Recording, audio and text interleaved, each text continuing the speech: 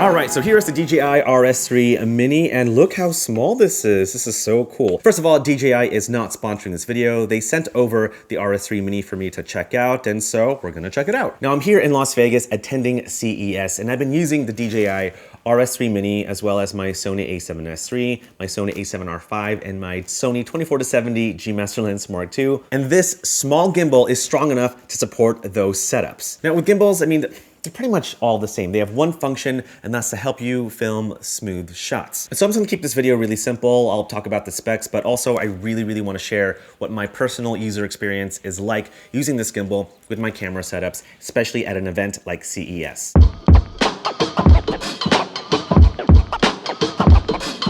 By the way, how cool was that shot? That was pretty sick, right? We'll talk about how I shot that with this gimbal, but first, let's talk specs. So in the box, you can expect the gimbal itself, the small tripod legs, the quick release plate that's Arca-Swiss compatible, as well as a USB-C charging cable and a USB-C camera control cable. Now, overall, the feel of the gimbal, it's actually really nice. Like, I love the look of the gimbal, looks really sleek, but I also love how it feels. It doesn't feel plasticky at all. I love the grip. It doesn't really make you feel that the gimbal will slip out of your hands, and so just the overall feeling of the RS3 Mini is really nice. Pretty similar to all the Ronin gimbals, but I just love the form factor, the feeling, and the weight of the RS3 Mini. The gimbal itself weighs 850 grams, which is even lighter than some cameras and lenses, and the maximum payload weight of the RS3 Mini is 2 kilograms or 4.4 pounds. Moving on to the brackets of the gimbal, both of them can be removed. There's a bottom bracket and a side bracket, and so if you have a small backpack, or if you want to pack this gimbal in a flat configuration, you can simply remove both brackets and pack it into your backpack. All right, so I took out the brackets of the RS3 Mini, and I'm just gonna pack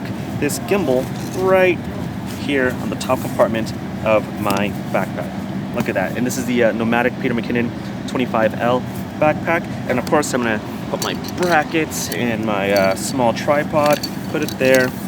Look at that, a gimbal ready to travel. I will be honest though, it's not the easiest, because when attaching the brackets back on, you kind of have to align it perfectly, and then removing it, it's kind of a hassle. And so it's not the easiest way to remove the brackets, but you know, it's there. Also, since the brackets are removable, you can actually shoot in vertical mode. All you have to do is remove the bottom bracket, take out the quick release plate, and attach the quick release plate to the side bracket, and then of course attach your camera to it, and now you can shoot vertical video. It's cool that you can shoot vertical video with the RS3 Mini, but honestly, I don't really see a use for it. Like, I personally don't like filming vertical video on a gimbal, and also it does take a while to recalibrate everything. Like, not only do you have to remove your camera, take out the brackets and put it off to the side, but you have to rebalance the gimbal and calibrate it to film in vertical mode, which it takes only about maybe 3 minutes, but it's kind of a hassle. And so for me, I don't really want to film vertical video with a gimbal. I'd much rather use a phone. But if you like filming vertical video and you want a gimbal that helps you film smooth looking vertical video, then yeah, the RS3 Mini can definitely do it. Although, what would be cool, like if there was a button that automatically rearranges the position of your camera to shoot in vertical mode and then automatically recalibrate, that'd be kind of cool. Might be a bit too advanced, but One can wish. What's great about the RS3 Mini is that there are locking mechanisms on each axis, which is great to help you balance your camera on the gimbal. Like for me in my camera setup, I usually try to balance the tilt axis first, which is the movement that goes up and down, followed by the roll axis, which is the movement that rolls the gimbal to the left, to the right, and finally I balance the pan axis, which moves the gimbal left and right laterally. One tip too, if you are using a zoom lens like a 24-70, if you want to use different focal lengths while using this gimbal, try to balance it at the middle focal length. So in this instance, it's around 50 millimeters. And once I set my focal length to 50 millimeters, then I balance the gimbal accordingly. So here's the touchscreen menu. And if you touch this icon to the top left corner, that will start the calibration. You can also activate the calibration by pressing the M button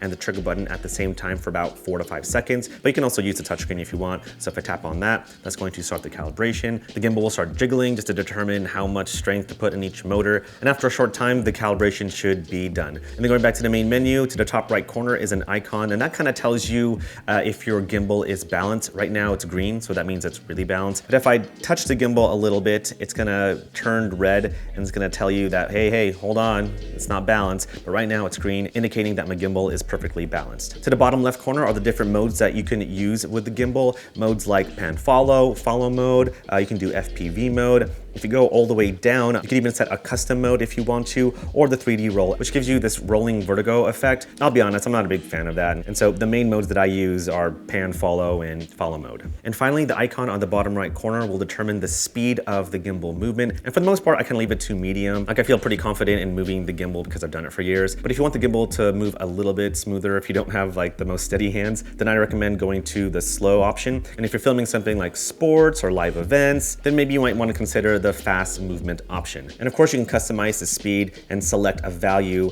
of how fast you want the gimbal to move. So that's pretty cool too. But for the most part, I just kind of leave it to medium. All right, so like I said before, you can switch to different gimbal modes by pressing the M button or going to the bottom left icon on the screen. The trigger button on the front is going to be very important because if you want to reset the position of your gimbal, just press the trigger button twice. And if you want to lock the gimbal, just press and hold it. And if you press it 3 times, that will activate selfie mode and you can film yourself with a gimbal. So I'm going to go ahead and do that. 1, 2, 3. Now the gimbal is facing me. If you want to reset it, press it twice. It goes back to normal. Vegas loop. Next to the touchscreen menu is a USB-C port to charge the gimbal, and the battery of the gimbal, on paper, DJI says it can last 10 hours. For me, in my experience, I was filming at West Hall at CES for about maybe, I don't know, an hour 15 minutes, and it went all the way from 100% to 70%. And that was me using it pretty much the entire time. And then throughout the day, I kind of used it on and off. It was on and idle, and I didn't really move the gimbal all that much. And around 3 or 4 o'clock, the battery went down to 30%. And so I quickly went to my hotel, charged it for about 10-12 minutes, and it went up to 45%. And so it charges really quick. In fact, it charges to full power in 2.5 hours, which is pretty insane. And I guess it can last up to 10 hours if you use it on and off. I mean, if you are a wedding filmmaker and you use it all day, then the battery will probably run out halfway through the day, in which case I'd probably recommend bringing a battery bank and charging the gimbal when you can. But filming at an event like CES this week, filming on and off, the battery life was totally fine. Below the USB-C port is the power button. Turns on, turns it off. But also, if the gimbal is activated and balanced and calibrated and all that stuff, if you press the power button just once, it will loosen all the axes, which is great because if you want to change the focal length of your lens, you don't want to do that while the gimbal is still working. Like that'll break the motors. It's much easier if the gimbals aren't working, change your focal length. And once you've decided on your focal length, press the power button again and the gimbal will turn back on, which is a really great feature. Also a great feature if you want to change up lenses or change to a different camera. You just never change anything on the gimbal while the motors are still working. That will break the gimbal. And so if you want to change a focal length or change cameras or lenses, just press the power button once to make the motors go to sleep and then turn it back on once everything is set up. And then on the other side are 2 NATO mounts. So if you want to use the DJI briefcase handle, you can mount it that way, or on other accessories like lights or a microphone, you totally can. I kind of wish there was a 1/4 20 mount because 1/4 20 mounts are a little more universal and you can use third-party accessories. But yeah, two NATO mounts that you can use on the RS3 Mini. And then lastly, on the bottom of the gimbal is a 1/4-20 mount where you can attach the small tripod, or if you want to mount this gimbal to another tripod or to a light stand, whatever you want, but there is a 1/4-20 mount on the bottom of the tripod. Now, overall experience with the gimbal, I actually really enjoyed. I mean, holding a gimbal all day, especially at an event like CES, can be very tiring, but I've held heavier gimbal setups at weddings, and that really took the energy out of me. And so it was much nicer to film with the RS Mini 3 and my A7R5 and 24-70 G Master lens. Like that was definitely doable. And I really love the ability to change focal lengths, like going from a wide at 24 millimeters all the way to 70 millimeters, and then recalibrating that by pressing and holding the M and trigger button at the same time. Like that was so helpful, and it made my entire workflow efficient. And that's what I did about 90% of the time. I would film wide, and then I want to get a tighter shot, and so I'd press the power button once to loosen the motors, adjust my focal length, press the power button again to activate the motors, recalibrated by pressing and holding the M and trigger button, and then continued filming. That was actually pretty cool to do, but my absolute favorite thing that I did while using this gimbal was using the smart features in the app. All right, so that's a lot of people here at CES. All right, so now we're going to use the Create feature on the Ronin app, and I'm going to program the gimbal to start the shot pointing over there. That's the first waypoint, and then the second waypoint will be right over there. And I'm gonna film an S&Q and do a nice little time lapse. Here, let me show you how to do it. So here is the Ronin app, and we're gonna select Create, and we're gonna do Track. And as you see, there's a graph of two different waypoints, and right now it's pointing in that direction, but I wanna move it to this direction. And you can use the joystick on the gimbal if you want to, or you can use the controls on the app. We'll just use controls on the app. I'll take this little joystick and move the gimbal like so, somewhere around there. And then for my second waypoint, I'm going to select on number 2, and now it's moving to that direction. And is that where I want to be? Let's see what the shot looks like.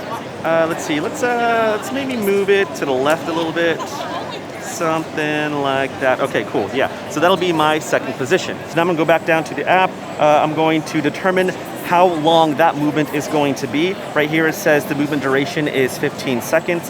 Let's go ahead and increase that to, I don't know, let's do about 3 minutes. All right, so I'm in S&Q mode. My settings for S&Q mode, I'm filming 1 frame per second at 1/4 of a shutter speed to have that nice motion blur. My f-stop is 5.6, and my ISO is auto, just so it can evenly expose the shot wherever the camera goes. And so when I'm ready, I'm just gonna press the record button down at the bottom, and now the gimbal is it's doing its thing. And now within 3 minutes, it's gonna go from here all the way there, and hopefully it'll turn out really cool.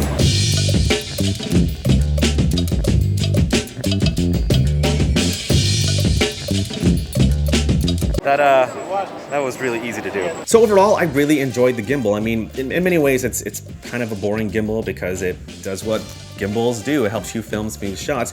But for me in my workflow, like I just want gear to work no matter how boring they are. But I do love the size of this gimbal. I love that it's strong enough to support my camera setups. Like it supports a 24-70 G Master lens. Like that's pretty cool, especially with this size and form factor. Not a big fan of the whole brackets and like trying to move it to vertical mode, but I don't like vertical mode anyway. But it's cool that you can take out the brackets and slim down the gimbal even more if you want to pack it into a small camera bag. I love how fast it charges. I love how quickly you can auto calibrate this gimbal when you change focal lengths or change lenses. And overall, it's just a really cool gimbal. And so if you want to check out the DJI RS3 Mini, links will be down below. Huge thanks to DJI for sending this gimbal over to me. And if you want to check out more videos of my camera setups and behind the scene vlogs, then check out my videos up over here. And I will see ya in the next video. Peace.